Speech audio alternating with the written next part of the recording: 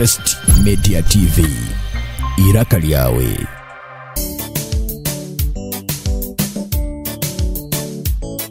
Abareba Crest Media TV ngabutosha nyenda kutwara mu show okubakira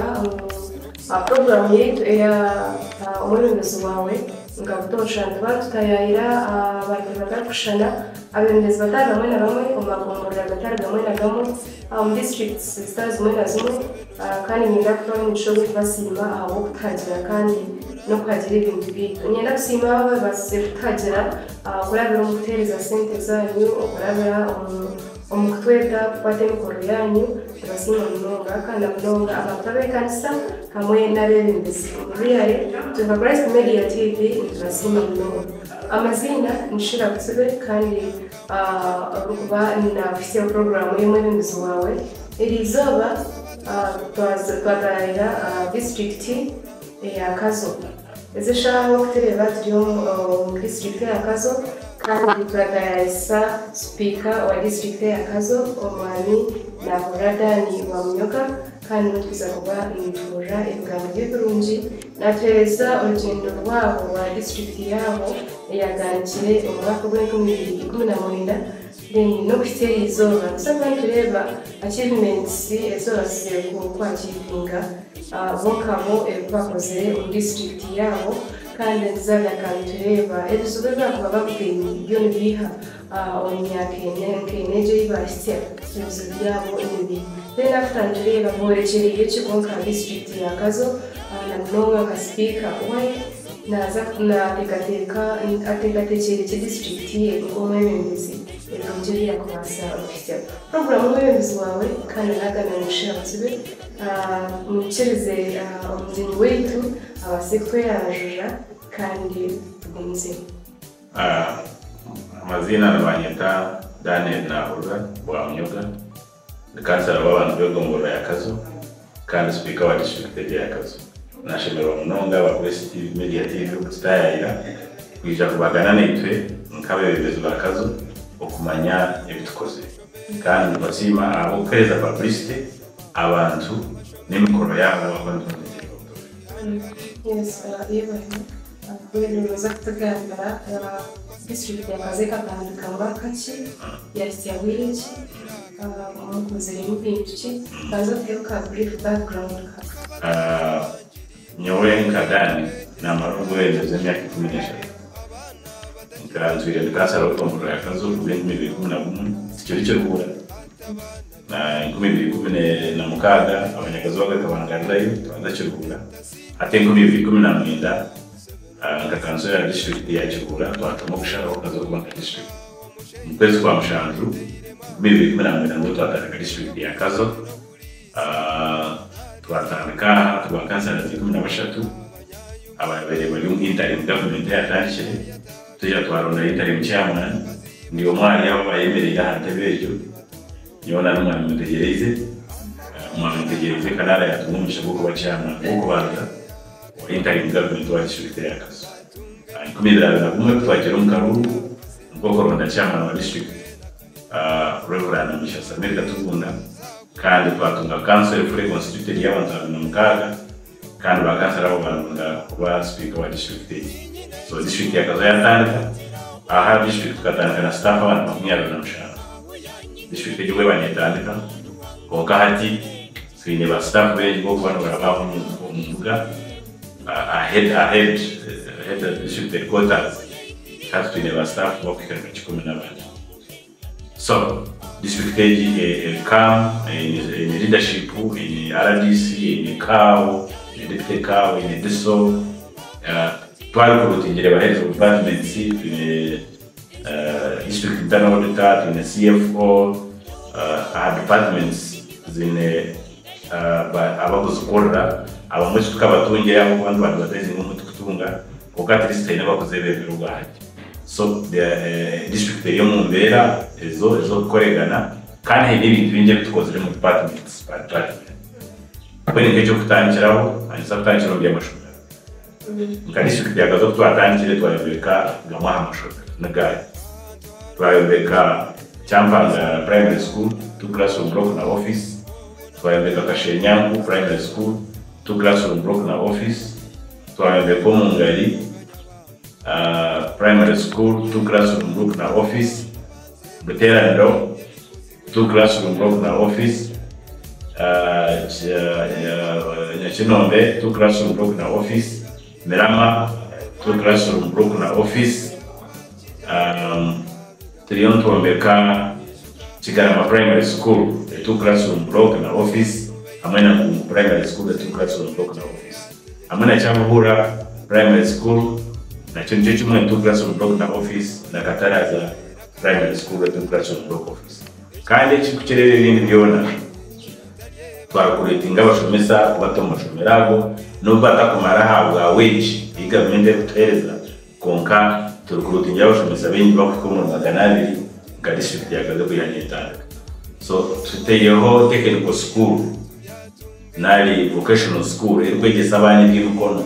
eba kweta rwanyamazara vocational school eri aho Kazo Town Council aiturugambira tuna abana 50 nibega okubombeka okukanika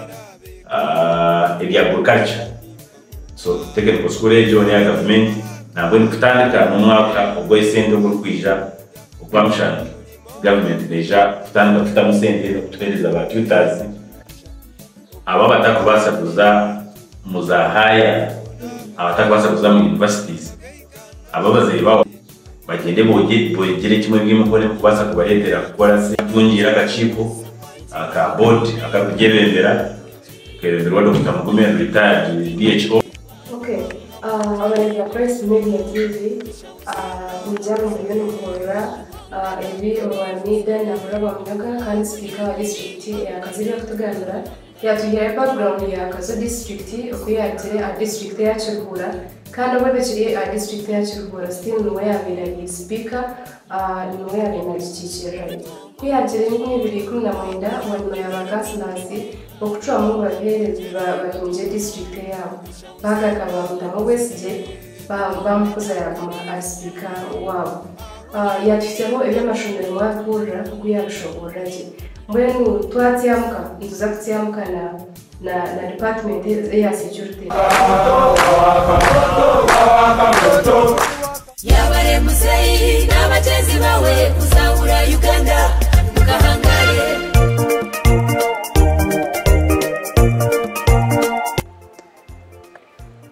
abareba Press Media TV state chiriyo program yemo yondezwa muri kwenda kutumwa Kazo Ibyo kweri no mu Kazo ngomora litugona twine mu police station post burugongora ine police post genye ba gisozi ebyo kwerinda twine mu challenge yo gushuma bwene mu district ya Kazo kigerezo kurwanisa twakoregana n'aba office ya deputy IGP batweza deployment aba mu bashumo mu bakakwaka abatungira ubucuruzi batebwa mu mbuga z'amateka konkake mwabandi abarukibana bakeshereka batware ntemwe mugacishobora ngo batwire mu mungare ndijo kuremba konkana bo turiyo compiling list na office ya DSO buri muntu wene kuteka tegwa kuba y'umushuma kureba ngo yaretwa kombetabo kandi yakorwa investigations. Security wise twine indwara y'ejo hati wike hoire actually weekend Sunday katunga outbreak y'ejo umurika gwa Kijuma umusero ya mugore so umfamo umwe akaburente outside the district so kwa si umfamo ye yashangente zina ejo kandi ya reporting turiyo tukora ring vaccination kujemo ko petoroza aha ukurwaza hari mukarishi tuyendine doses z'kubitana tukozere vaccination kandi gomora y'imukoma egera kushanga umurika gwa Kijuma sero umurika gwa Kijuma buro anda toto quarantine haro hendeshime bane umurika gwa Kijuma neza handi then w'imukoma emirukendije y'imukoma gwa bware n'indije ne y'imukoma ejo umuntu kuzafutunete yemba kibacira hafa so kwa abamugore taru abamugore sero taru kutwara mate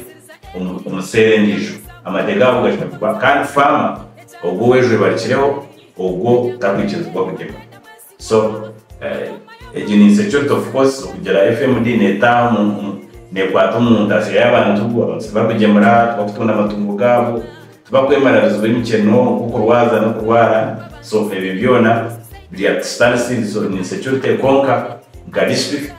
task force ne shitama bwo kubanza namuri kwaza tukashitama next month sagaka tushitama ntukumantu reviewing akugira ukwembera zejera be konka tukigabantu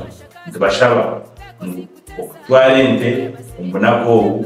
twinejo ababembereze abempano abenjugano ibi bintu byona bebemereze bazetereho ahejwa eratwariza Speaker amacunga yejo rebejwa n'indwara w'inera kira kona kopsiyanka ahubwo no shoti ne baranga neza ngakuganga igaruka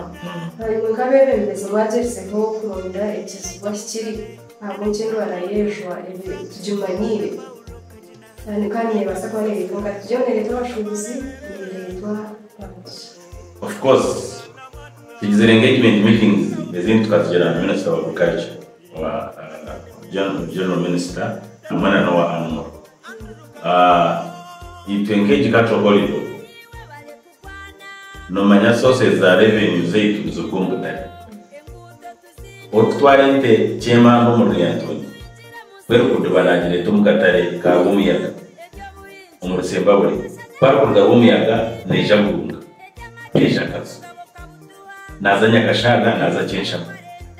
so ezwa kwe kubarika kawa ubene umanyango yejejwe kazo ite sosi yitu no kutwarende no kutari nicyo cyo kuretera ezwa yakometa kucya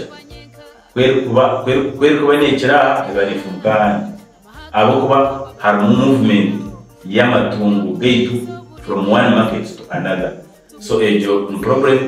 kan government again propose kugira mkabeho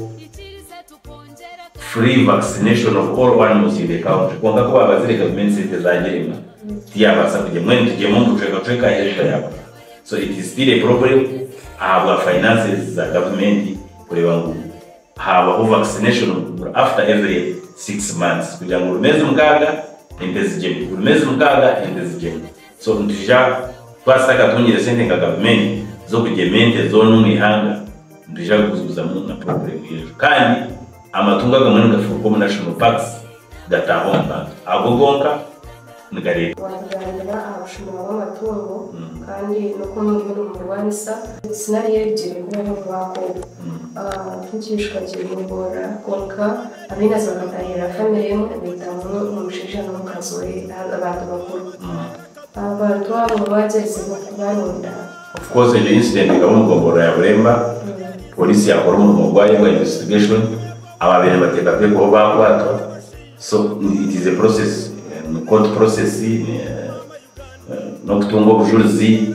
nabo tubabo bonga n'abandi bengi abushanga abantu babitsire bari amahanga ibi byona nibaho bonka ne process ebiragiro no kuratwa ko kushimira kubana bigenda bonka twine good network na security organizations nka office ya RDC chairman wa security nka office ya deso n'abandi bona police abarufunanizwa ebintu ebyo security tekubeyire sireti y'amani aba district ya Kazo konka twine those few wrong characters abo abantu b'amatungo g'abantu enkoko embuzi ente hamwe n'abandi ahabu mebitokoza bongo ukashanga abantu babari mu mabara bitandamu izo cases zo turushanga umuyobozi okay yabari mnonga speaker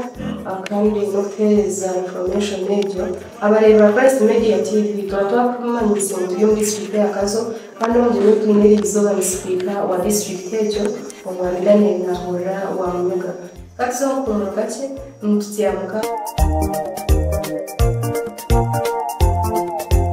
yabare musayi n'abachezi bawe kuzahura Uganda mukahangare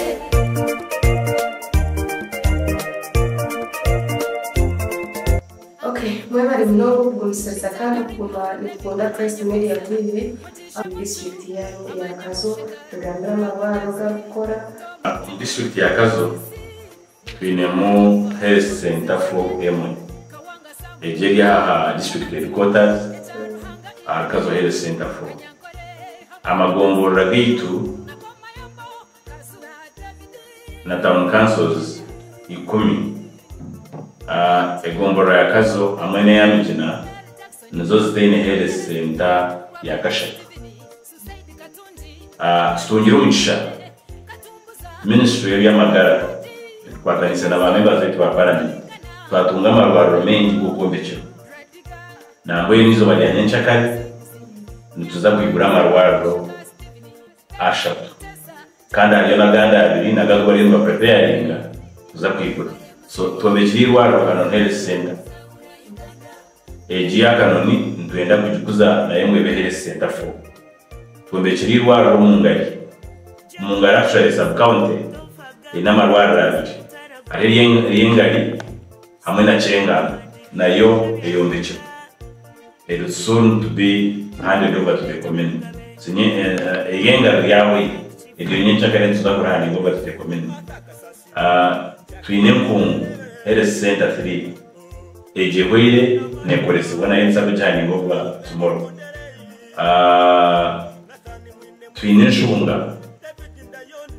tkatunga sente za government ya Uganda twayobeka nshunga health center 2 konkani baroro hango abo kuba area n'abandi benshi twinebwe mukoma health center 3 nayo ervo kandi yobekirege n'ingendo misho twinena burunga health center 3 era under renovation bariyo bakishemeza ne UPDF engineering brigade niyo nishemeza kujikora jimnonga kine champangara na ekakuzu bada health center ya Kashaka so amarwaro garoho hata na meetinga abantu nababasaba admitingwa barakura nyicyo na nyumsha so amagombora gagana gataka tungere health center ya Kashaka abo abiri naguga rimwe ndeka Kazo hamwe na mijina benzeganiswa okutagira mata so tuyo tukorega nabo abaina mataka abamo bantu bakura kandi abandi tukoresa itaka ya church so generally y'amagara then Kazo health center 4 ati eito kushabango ijebe district hospital government yatondekero maternity wards na tuzamugera maternity ward tugire children's ward tugena ward z'abashijana n'izabakazi abana bakaza batokuzana zire yabo abana beje barwere nabo bagire yabo kureka challenge eito ino bibade n'amarwaro budget eito ininga district ya Kazo kandi na district zindi zona bibade nemba zeito kuyiha national medical stores imbaze ibyo nebere niki kugira adamandi y'abantu ekindi ne namba y'abasho government ekataho bani abashaho abutoro kurutinga amarwaro ragamwe aho kwandi buri health center fresh me kwandi bero ko medical no muzazi abazazi bakaba kurutinga bana health center 2 health center 2 wazaho mushango muzarisa na kuchebera wabiri byo kuzana na kuzaza uri kuzana no mari botari wano no delivery they refer you to the health center 4 so generally y'amarwaro nkobiri kandi ba staff beto rino bakora uceka ihembe oyireho bacumbakizwa embazi mike iby'umukuru kandi dukora audit y'embazi yitwereba ngo erwija ekongo bakwe anka tunyira umushanka Kazo district twatunga ambulance mike bwinizo bari yanywa abazo tunyira ambulance yitu ya Kazo turi kushora era abonera kugereba era n'ibisha segereje kutiyambaho okureba ngo ababiri batunga bifarozo urugomya niba kwa baramu bande na kuzumya nyine juma rwaraga kukira ya Uganda Ministry of Health nko ibare speaker aho kugezaho gushobora district ya Kazo gutwaza na Munonga Orugyendo abareba Press Media TV twahura yatagambira umunyamagara kandi bari mu real district ya Kazo kuri umunyamagara mbere warebyeho kwabera atagambira mu department sisters zimwe na zimwe atagambira department ya security yatugambira department ya education mbona ati yatugambira ya health. So hati tuza kufiteho twizuze twiteho turebe umakazo enguto bireta engenda ya Kazo emhanda ya Kazo tugenda kureba mwine mpanda mbike yari district zindi nari mu muje akasinje mukehereza so tugambira hawo tuzakaza ebikwatene n'ebyenguto nomali challenge y'amano muyihanga generally entindo zona zimwe zigenzere ngaho rutindo rwantambazi hata abantu bo mu ngari bagwasa kucekarisa kwija Kazo iyo shortcut hariya haruremba umucaro yitu nawe ibanda urutindo rukagenda twinaho rutindo rutindaho umushango narwo rukagenda hariyo kumukata mbogo enjure biri nyingi intinde zimwe zo zawera mani zagenda kwa twina amatsiko government ya Uganda erigire kutereza miliyoni 500 nishubira kutereza izindi 500 kutunga kusia billioni twine sente ziti zitunga za road maintenance na mwe twakoze rero muto ya kunkatarazi konkejura y'abanyingi amwe ne yakatongore ryentanga bw'imko so twatunga cyane ko kurwa minister w'by'imbuto General Katumba Maramu twemerezo gukora imbuto umurine season. So ati turi hano board wakati tutegereze ayibara twigurire hona imbuto zarabezo within the budget y'itwine ndijapore abantu bazikora wakati abantu ngo bagumisereze government abo kuba it's a general problem mu yangariona imbuto tununji imihanda te kwa accessingwa abantu kugenda kuremere and it is a fact abantu bazokomukati abantu modoka bakazipaki nimahane ndishoyo so konka twatanise na members betu ba parliament ngahora rodant mu Orugyendo itunga district ya Kazo ya twine road unit konka ba members betu ba parliament bakazo ministry batushakira ibyoma ibyo gukorera icyo gukoresa ingufu twine cyoma reda twine tupa yitu aho nje kugira bamashora hewe ekefide tugikorese batuhereza igiyo kutihitaka iri kutahatipa kurwa umukoregana ya members betu ba parliament na ministry ibihate byo matubina tutegereze mwe njura kwera yitwari stancho mu mugwitu ubwo gukorera abanyakazo enguto ezizararenze basika ezibumbaje kwa kashware as we talk now ebyenguto tugeberere cyo mu district ya Kazo kwa twenda kusima aronke nguto yito ya central government eje akazo burunga kabogore enguto yito eje akazo kabogore kegegwa ebe motore bwetakorabo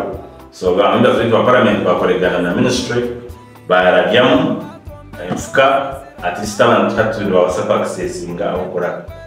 kandi nindegateka meja kuzamu no kido mu bari bakora so ni yamwe jura kuzara yetu real government central government inguteza central government zija gukorwa district na ine jeza wone korezayo na namagongora mwintasi yanche na bundi ja kukoreza no manyengutezi zini levels zo kuzikora so echo ngo basa kushobora kwatarene nembuto kandi nebyamezi twine of course region works department echo nebyamezi hati twine program ya micro irrigation scale government eje kutereza sente ezo gukora farmers babiri wabashira mutindo ubwo kwiturira ibihingwa byabo abina amezi mengi so farmers zabo tubatorene contractor naza kuja kuza farmers zabo kandi tushabire government ako abanyakazo bakashaba abantu bengi tuyumba 18 so tushabire government ngetugire zindi sente tubaseka bari abantu bengi ejo micro irrigation scale neza increasing production na runshago mu district so ba farmers bitaba kuhinga bakenda kwitondera ibihingwa byabo kugira ngo bahinge na season no gwerabe tanza tegereza nje kugayibu so umwanya babene bahinga kandi bashaka so iyo program ya government na yero kandi eyangere program ya PDM tukatunga sente ya district ya Kazo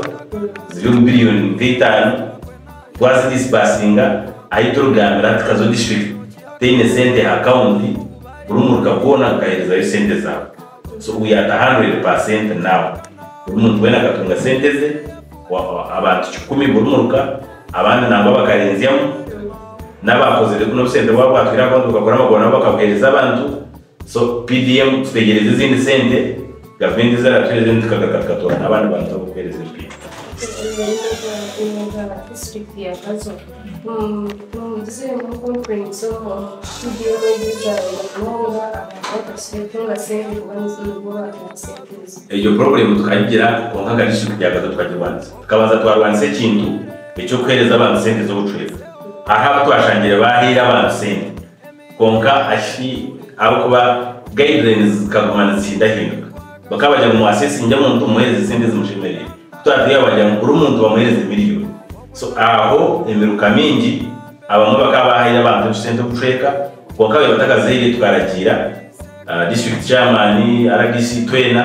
nka leaders twahindabinga twajya kuri umuntu wena bamuhereza miliyoni so challenges zimwe tushanyirimo umba mu abantu bakwenda kwiha abantu sente kushango bakwenda kubahereza favor abamwe tukabakwada mu gazo da mukaso twabayikore mushango wa police but generally inshongezo zikabamo konka twari twazimanejinga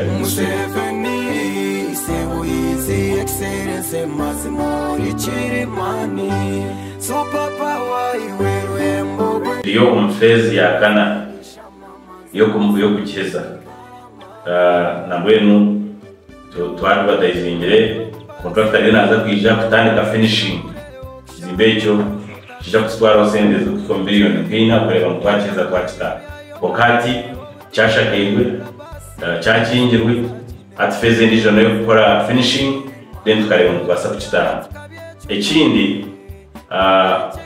ekine kito kwabura abanyakazo kazonensi y'abahingi n'abarizi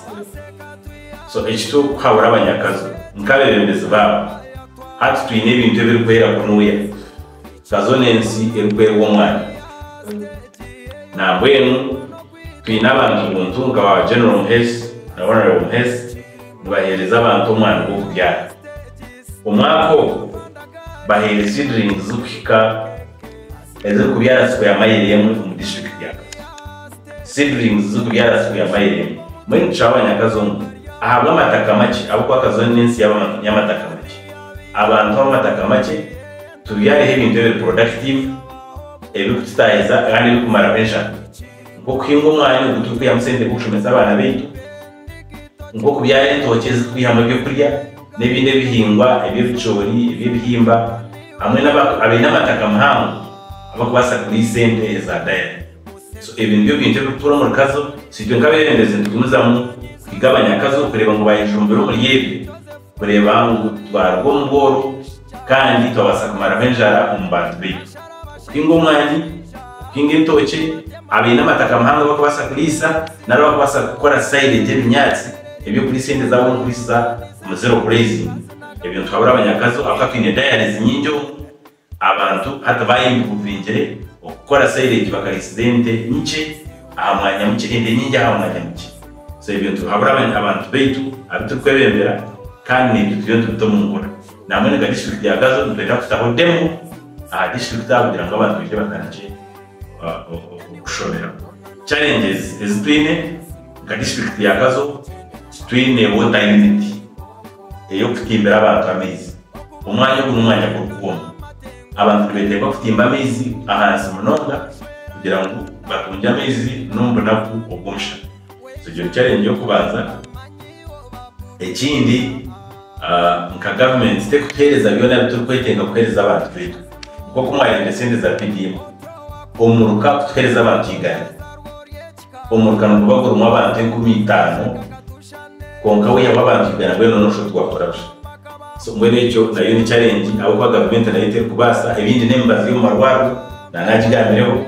tere kumara abantu icyo nacyo cyo yawo kini security hati mahali kabamindi munonga ka police ka post kamwe komugombora kakwasa controlling the security y'ugombora yo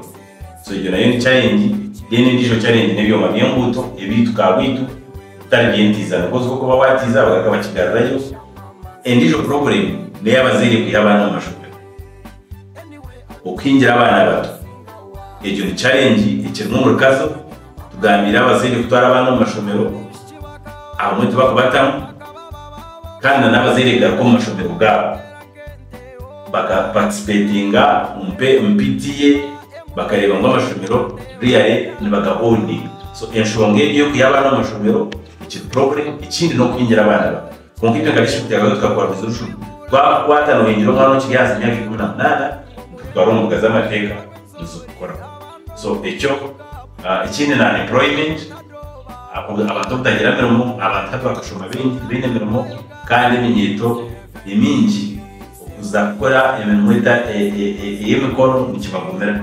mbwe n'icyo stereotype mu school byo abana bege baze kwekorera ibintu byawe bakoresana n'imikono bakoresha skill yabo. So employment ni kizubona nko kwarabazinga imirimo gumwe hashaba abantu 500. So kugutungo umwe ruborta. So cyo kizubu kitwina mu Kazo na nebindi of course bibana ingabira.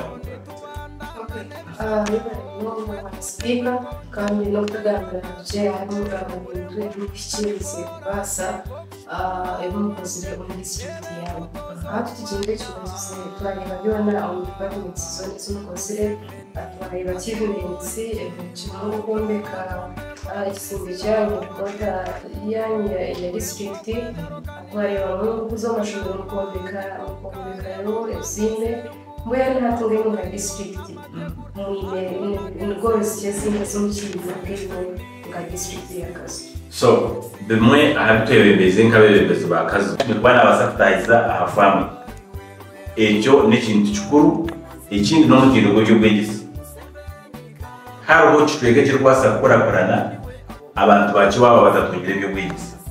byo kureba nzitera mano mashobero bwegisi kandi ntukora na mobilization aigamenti kwasa kwata kustia umbizimbe umbashomesa no PTA kutahiramo kureba muri yare bagira ikibataho ishomero ryabaho kandi abana batungo bwegisi government program yo kugira ngo urumurka kugire mu primary school nangwito aho mu Kazo umurka mu muri nushanga mu shomero ashatu abana bagire access yo kwasa kwika ashomero tunga basic education. So yontifanacho ikindi cy'amarwara wahora amarwara rago gona twenda ngo umuntu atera umuhanda arije buremba aze kwija kura kuzakazo umukazi yabana ndakazara aze ngumva muzaze atayo wabo ukwenda kumukemurira amukemurira biya bagara kandi yo nshaba government kwinkuruzinga budget yembazi yitu. So ebikwate n'amagara intasi y'abantu maka hamwe n'ibyo kwigese no kureba ngo twagayite mahanda yitu abantu abashara ibintu byabo byabasakore ko byako mu butare ejo niyo miringo hena ito rweshe mutazonga district ya Kazo umuringo wa gatanu no kurinda abantu na n'ibintu byabo byo bose.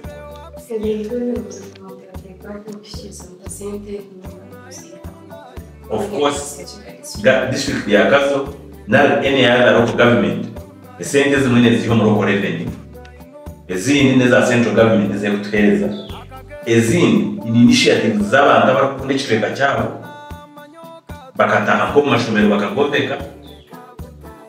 abo kuba nk'abamemba zetu ba parliament batwazokobeka amashomero menshi urabira muri fundraisings amakanisa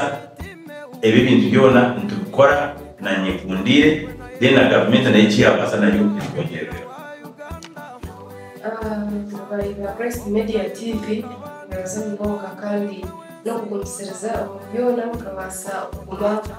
TV yetu ni mureba byona ibyo kubasiho twabasiho speaker wa district ya Kazo umwamida ni nabura mu myuga yatugambira ibintu birundu nonga yatugambira Orugyendo wa Kazo district biho wetandika kandi ngo mwebembezi owatandikire nayo no kwitya na hati so mweno tusima mnonga okereza ubire bwawe kwikiriza tukagamba ndiwe ukatugambira ahantu hazo njyaho ugambe bwabo byawe cye ni twasime n'abantu ba Press Media TV n'abantu ba Kazo kuhereza kunda kutandana yenda twara umuco gusima hanga Press Media TV mutukorera umuntu gw'amanyi abo koreka abanya-Uganda n'abanyakazi bindi bifumiceka cyabo abo kwa kumukubera mutaraho tubafungire mugisha bwo kubimanya ntubasima kandi nshaka kuza mu tukoregana nene nyenda gusima abanyakazo abantu begomborera akaza bambere akaruru ubwo akansa ari indamu yanjye ya gashatu kandi ikyo ni ikoranye ranga yambasa ni kigendera ebinde birukuratabo 2026 nayo turashye ndijya kubaga bonga definitely nyowe ndoho abanyakazo okugumiza mu kureba mu twatechwe gatito misho ekikuru twaba mu shakikere ngo kumutwirira mu shakika kandi